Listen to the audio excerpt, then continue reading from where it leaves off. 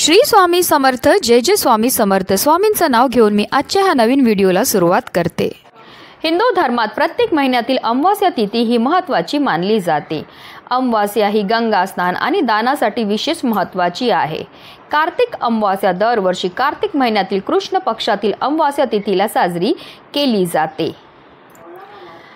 पितरांचे तर्पण देखील या दिवशी केले जाते। पितरांचे पिंडदान केल्याने त्यांच्या आत्म्याला शांती मिळते। धार्मिक मान्यतानुसार अमावास्येच्या दिवशी पूर्वज मृत्यू लोकातून पृथ्वी तलावर येतात, त्यामुळे पितरांसाठी तर्पण, पिंडदान आणि श्राद्ध इत्यादी केले जाते। त्यामुळेच पितृदोष नाहीसा होऊन पितरांचा आशीर्वाद मिळतो। पंचांगानुसार कार्तिक महिन्यातील कृष्ण पक्षातील अमावास्या तिथी शनिवारी 30 नोव्हेंबरला सकाळी 10:29 प्रारंभ होईल, तर 1 डिसेंबरला सकाळी 11:50 समाप्त होईल आणि उदय तिथीनुसार दर्श अमावास्या ही रविवारी 1 डिसेंबरला पाळली जाणार आहे। या दिवशी श्रीहरी विष्णूंची पूजा करून पितरांना नैवेद्य दाखवला जातो। कार्तिक अमावास्येच्या दिवशी श्रीहरी विष्णूंचे नामस्मरण फलदायी ठरते। या दिवशी व्रत केल्याने देवी देवतांचे आशीर्वाद तर प्राप्त होतात, पण कुंडलीतील असणारा कालसर्पदोष आणि शनिदोषापासून सुद्धा मुक्ती मिळते। या दिवशी पितृसूक्त आणि पितृस्तोत्राचे पठण केल्याने शुभ फळ प्राप्त होते। तसेच अमावास्येच्या दिवशी प्रदोष काळात शिवलिंगावर जल अर्पण करून बेलपत्र अर्पण केल्याने महादेवांची विशेष कृपा आपल्याला प्राप्त होते। तसेच अमावास्येच्या रात्री लक्ष्मीपूजन केल्याने धन प्राप्तीची शक्यता निर्माण होते आणि भगवान विष्णूंची पूजा केल्याने सर्व मनोकामना सुद्धा पूर्ण होतात। तसेच श्री गणेशाची आराधना केल्याने सर्व कार्यात यश मिळते आणि बिघडलेलीही कामं पूर्ण होऊ लागतात। अमावास्येच्या दिवशी गंगा स्नान करून दान करण्याला अत्यंत पुण्यकारक मानले जाते। तुम्ही तुमच्या क्षमतेनुसार गरिबांना अन्न, कपडे इत्यादी दान करू शकतात। या दिवशी आपल्याला पूजा तर करायची, सेवा तर करायची, पण त्याचबरोबर काही प्रभावी उपाय सुद्धा करायचे आहेत। आणि म्हणूनच आपल्याला कार्तिक अमावास्येच्या दिवशी सकाळीच घरात आणायचं या झाडाचं फक्त एक पान।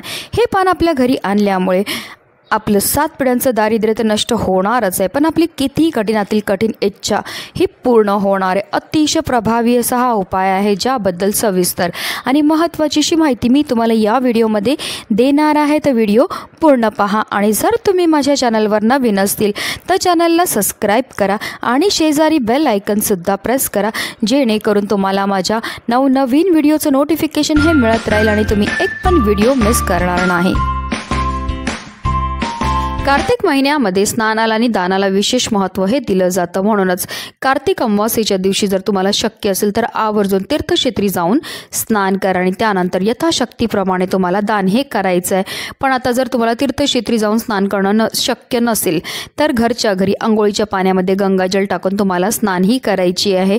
स्नान केल्यानंतर तुम्हाला स्वच्छ वस्त्र हे परिधान करायचे, पण चुकूनही तुम्हाला अमावास्येच्या दिवशी काळ्या रंगाचे वस्त्र हे परिधान करायचे नाहीयेत। स्नान करून झाल्यानंतर तुम्हाला सर्वप्रथम देवघरामध्ये दिवा हा प्रज्वलित करून घ्यायचा आहे, कारण कोणतीही सेवा किंवा कोणताही उपाय जो आहे तो आपल्याला अग्नीच्या साक्षीने करायचा आहे। त्यानंतर सूर्यदेवांना आपल्याला जल हे अर्पण करायचं। हे जल अर्पण करताना त्यामध्ये आपल्याला चिमूटभर काळे तीळ तसेच थोडंसं गंगाजल टाकायचं आहे आणि असं हे जल ओम आदित्याय नमः, ओम सूर्यदेवाय नमः या मंत्राचा जप करत करत अर्पण करायचं आहे। असं हे जल सूर्यदेवांना अर्पण केल्यामुळे आपल्या पितरांना मोक्षाची प्राप्तीही होत असते। त्यानंतर आपल्याला विधिवत देवपूजा ही करून घ्यायची आहे। अमावास्या तिथीला श्रीहरी विष्णू तसेच माता लक्ष्मी तसेच महादेवांच्या पूजनाला सुद्धा विशेष महत्त्व हे दिलं जातं। कार्तिकी अमावास्येच्या दिवशी सकाळी आपल्याला छोटे छोटे काही उपाय सुद्धा करायचे आहेत। आपल्याला आपला मुख्य प्रवेशद्वार आहे तो स्वच्छ पुसून घ्यायचा आहे। आपल्या मुख्य प्रवेशद्वाराच्या उंबरठ्यावर आपल्याला हळदीचं लेपन करायचं, तसेच आंब्याच्या पानांचं तोरण सुद्धा लावून घ्यायचं आहे। तसेच आपल्याला आपल्या उंबरठ्यावर थोडंसं पाणी शिंपडायचं आहे। त्याचबरोबर उंबरठ्याच्या दोन्ही बाजूला सुद्धा आपल्याला थोडं पाणी हे टाकायचं आहे, कारण असं म्हटलं जातं अमावास्या तिथीला आपले पित्र मृत्यू लोकातून भूतलावर येत असतात आणि आपल्या त्या उंबरठ्यावर असतात आणि जे आपण पाणी टाकतो ते पाणी ते ग्रहण करत असतात, ज्यामुळे ते तृप्त होतात आणि आपल्याला सुखी संसाराचे ते आशीर्वाद देत असतात।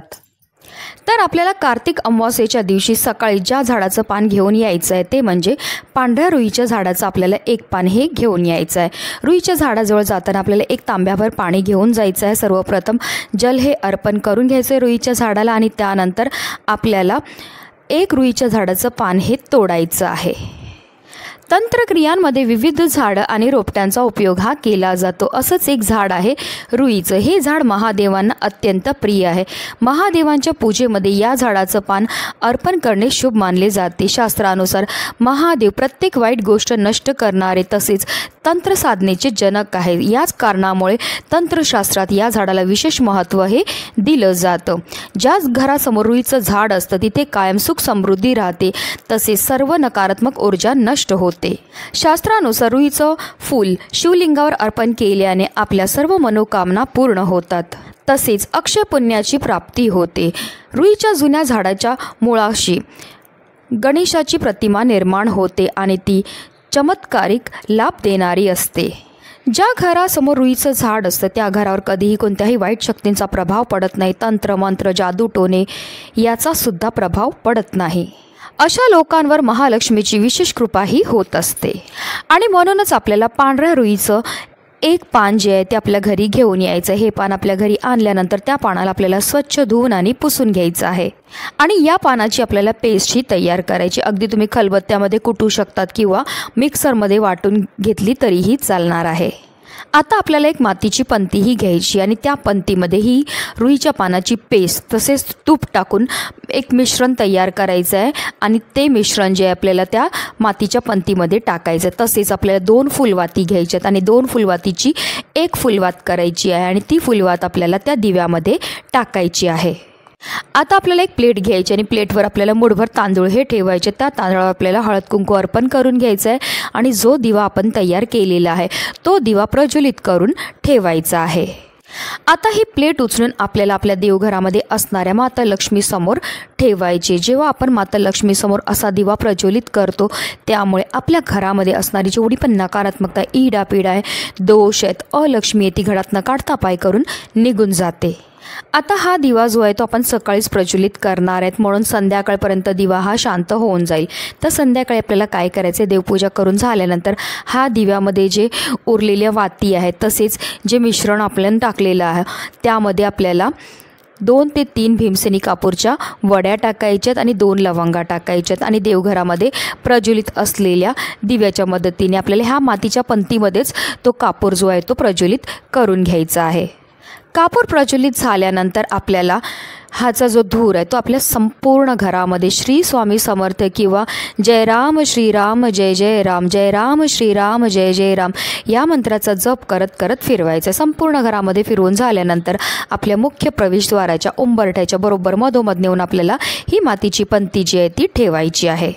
हा उपाय सुरू करायच्या अगोदर तुम्हाला आपल्या घरातले सर्व दरवाजे आणि खिडक्यासुद्धा खोलायच्या आहेत जेणेकरून आपल्या घरामध्ये असणारी जी नकारात्मकता इडापिडा दोष आहेत अलक्ष्मी ती घरातनं काढता पाय करून निघून जाईल। जिथपर्यंत कापूर प्रज्वलित आहे तिथपर्यंत निरंतर आपल्याला मंत्राचा जप हा करायचा आहे। अतिशय प्रभावी असा हा उपाय केल्यामुळे आपल्या घरामध्ये असणारे सर्व दुःख सर्व विघ्न सर्व दोष दारिद्र्य नष्ट होतं।